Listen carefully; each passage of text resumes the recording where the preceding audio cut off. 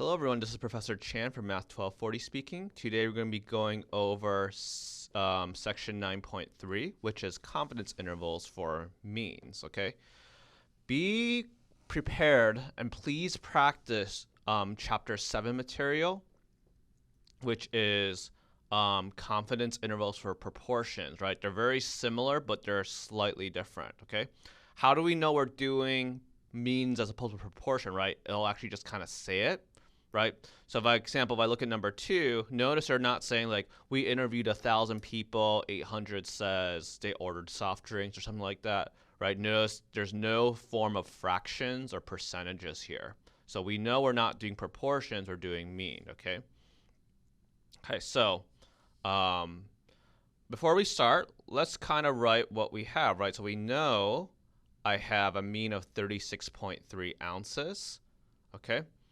And notice it's coming from a sample. So this one here is x bar, right? It's not mu, because if it's mu, then we're saying 36.3 out of everything.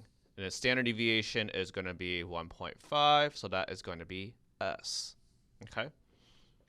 So what is your formula for confidence interval? This is in your PowerPoint. This can get a little crazy. Okay, so I'll write this down. This is going to be x bar plus or minus t times s over square root of n, okay? Right, and remember, s over square root of n is your standard error. Remember, we use s because we actually do not know sigma, okay? And then t times s over square root of n is what's called your margin of error, okay? Or MOE. Okay. Now, please make sure that you read the PowerPoints and kind of follow the original YouTube. But let's talk about this. So, some of you are like, where is this t coming from? Okay. So t is coming from, if you go to your table finals, okay, it comes from this table right here. And I will upload this one up here. Okay. You have what's called critical values, and this is your t table, okay? It looks like this, okay, for the following. So let's look at the following here, okay? So let's talk about this. So in order to find my t, right, I know my n is equal to 25. And then I have to calculate what's called degrees of freedom, or df. So what is df? It is n minus 1. So in our case, it's going to be 24. Okay? So yeah. Okay, so, okay. That's my degrees of freedom. Okay, now, let's talk about this right here. So some of you guys are like, hey, they didn't give us a confidence interval, okay? If they do not give you a percent confidence interval, you always assume it's 95%, okay? So confidence intervals is always assume 95%, okay, for the following, unless they tell you otherwise, okay? So how do I do this? How do I find my t-score based off of my degrees of freedom of 95%? So let me show you right here for the following. So if you look at your table, notice it says confidence level, it's 95%. And notice my degrees of freedom is 24. So my t-score is going to be 2.064 based on what I see in my table here.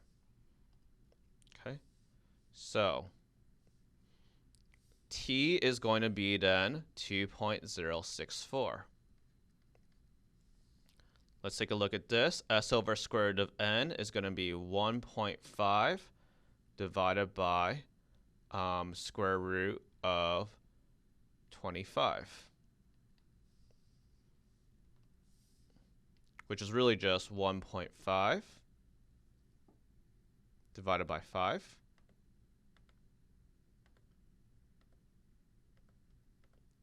Okay, so that's 0.3. So here's the thing, right? I know everything. I know my x bar, I know my standard error, and I know my t, so I just plug everything in, right? So it's going to look like this. This looks like the following. It's 36.3 plus 2.064 times 0.3.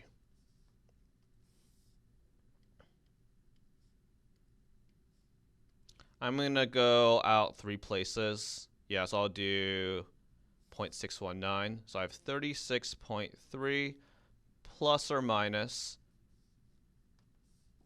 0.619, okay? So it's going to be the same thing, right? You're going to add and subtract. You're going to do 36.3 plus 0.619. And then you're going to do 36.3 minus 0.619. So my confidence interval is from 35.681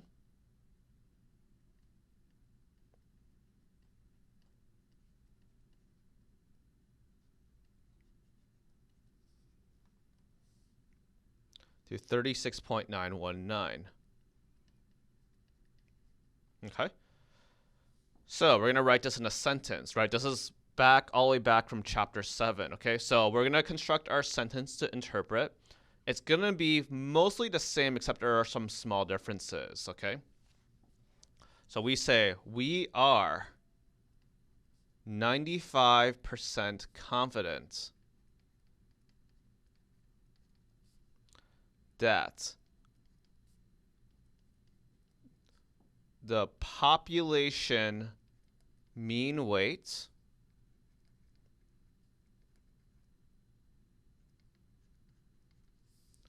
of soft drinks is between 35.681 to 36.919 ounces. Okay. So it is very similar, right? You say the percent confidence, you talk about the population, and then you're answering the question, and then you want to write your confidence interval. There are a couple things, okay? Notice this time we say population mean.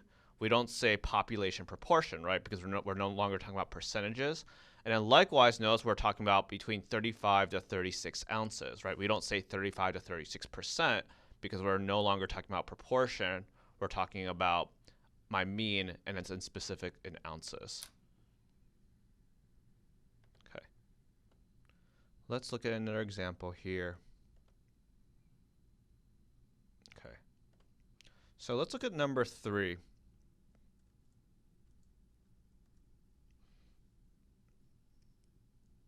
So this is probably a problem you'll see quite a bit, okay? And this is a little tricky here, right? So notice number 3, right? So they're like, find a 95% confidence interval, right? And you have the following. So you assume normality, which is good, okay? And then this, right, is my X bar. Now, this is where it gets really odd. So some of you guys are looking at this like, wait a second, we don't have standard deviation, okay? So what we're going to do is, this is where you have to use your one variable stats. You're going to actually have to enter all this into your calculator, okay? So what I'm going to do is I'm going to enter this in. I'm going to do stat, edit, and I'm going to type this in. So I say 21, 21.5, 20.5, and 21.2. So I'm going to go to stat and then calc, and I'm going to do one variable stats, right? I list my first one, I hit calculate, and I'm going to use the S. I'm not going to use sigma, okay? So I'm going to use my I'm going to use the S, and it's going to look like this. So I'm going to have S is BE 0.42, 0.420. I'm going to go 3 places out, and my X bar is 21.05. Sorry, my apologies. This is not X, right? Yeah.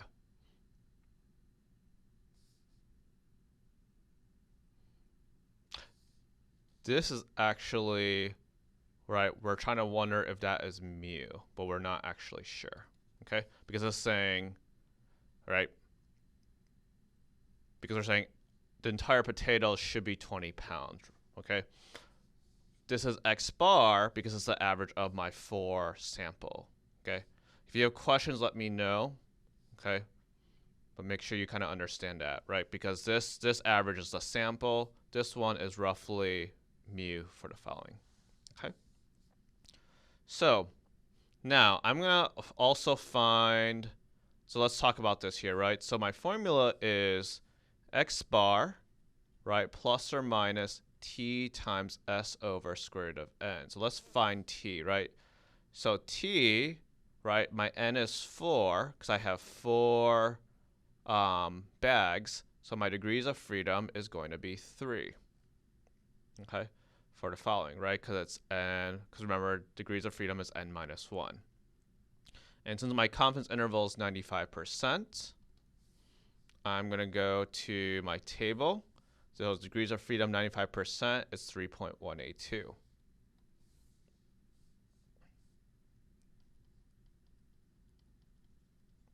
Okay, and then my standard error is S over square root of N, or in this case, 0.420 divided by square root of 4, which is just really divided by 2.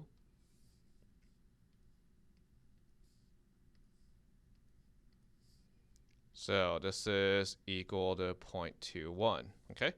So we have my SE, we have my T, and we have my X bar. So then we'll just plug everything in, okay? So I have the following, 21.05 plus or minus 3.182 times 0.21.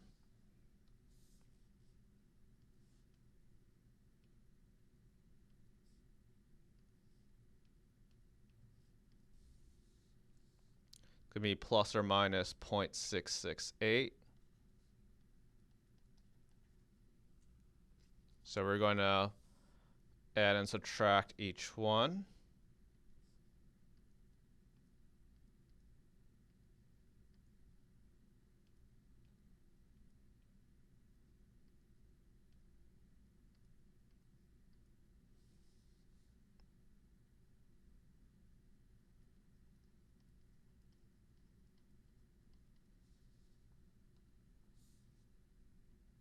Okay, so that's my confidence interval. So let's write out our sentence. So we say we are 95% confident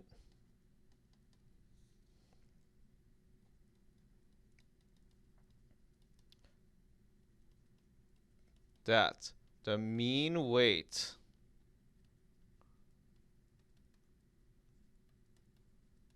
of all potatoes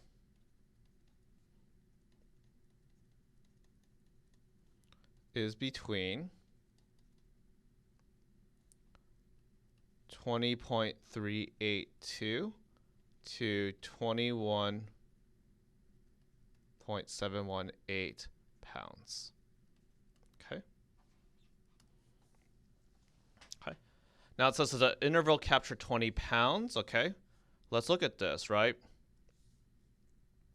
So notice, right, my confidence interval is from 20.382 to 21.718. 20, right, is right here. It's outside of it. So no, right, interval does not contain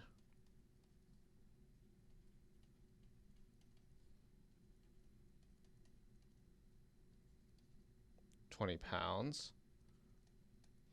So we would say there is enough evidence to reject it.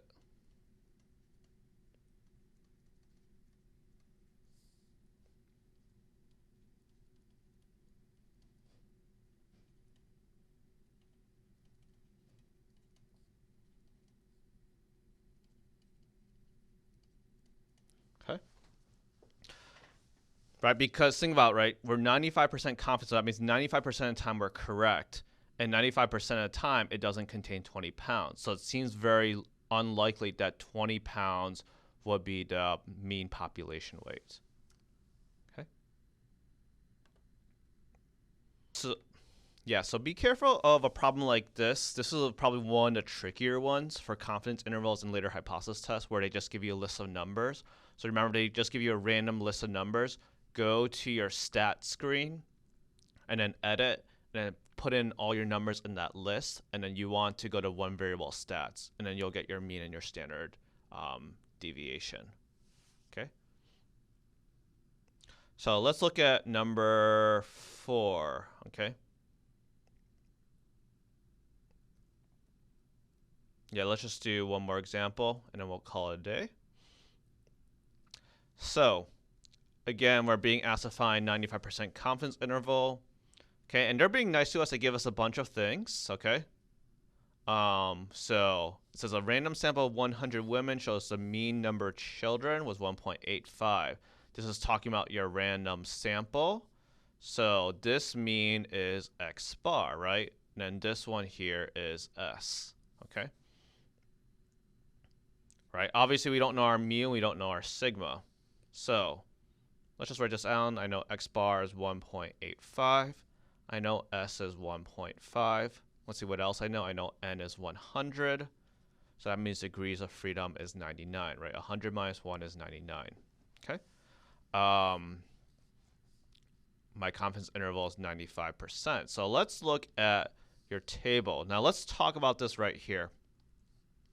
This is pretty common. This is going to be something you'll probably run into, okay? So if I scroll down, as you can clearly see, right, I don't have a 99 for my degrees of freedom, okay? So all you have to do is just pick the number that's closest, right? So I'm just going to pick 100. So for example, like let's say if you have a degrees of freedom of 43, I would go ahead and pick 40, okay, for the following. And then you have a number that's way above 100, you'll pick the infinity sign, which is the last one right here. So I'm picking 100, right, because 99 is close to 100. And I notice if I scroll up, 95% is the third column. So I'm going to use 1.984.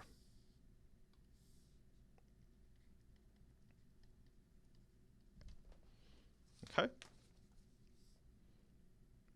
So let's look at my standard error. My standard error is equal to S over square root of N, which is 1.5 divided by square root of 100. That's really 1.5 divided by 10. And my standard error is equal to 0.15. Okay. So I have my standard error, I have my t-score, and I have my x bar. So my confidence interval, I'm going to show my work here. My confidence interval is equal to x bar plus or minus t times s over square root of n. Plug everything in, so I have 1.85 plus or minus t, which is 1.984 times 0.15.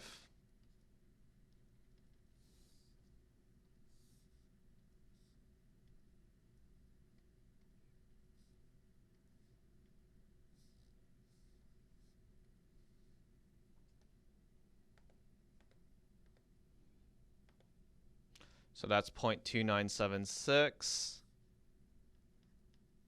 I'm going to go 3 places. So I'll do 2.298. Wait, sorry. Yeah, 0.298. 1.85.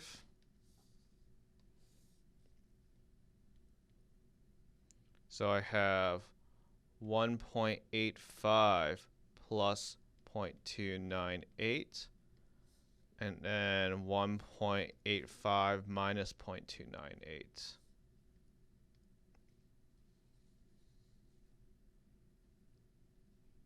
So I have 1.552 to 2.148. So we say we are 95% confident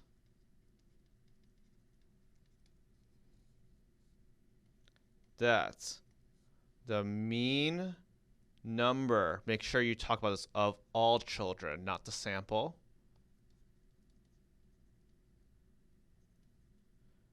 Reported was between 1.556 to 2.144 children. Okay, so that's pretty much it. Please practice this, okay? One thing to make sure you do not get confused with your confidence interval for for proportions versus mean, okay? Please practice this. I would say the problem that we did second, that's a common one, so make sure you know how to do that in your calculator. But other than that, I will see you guys later.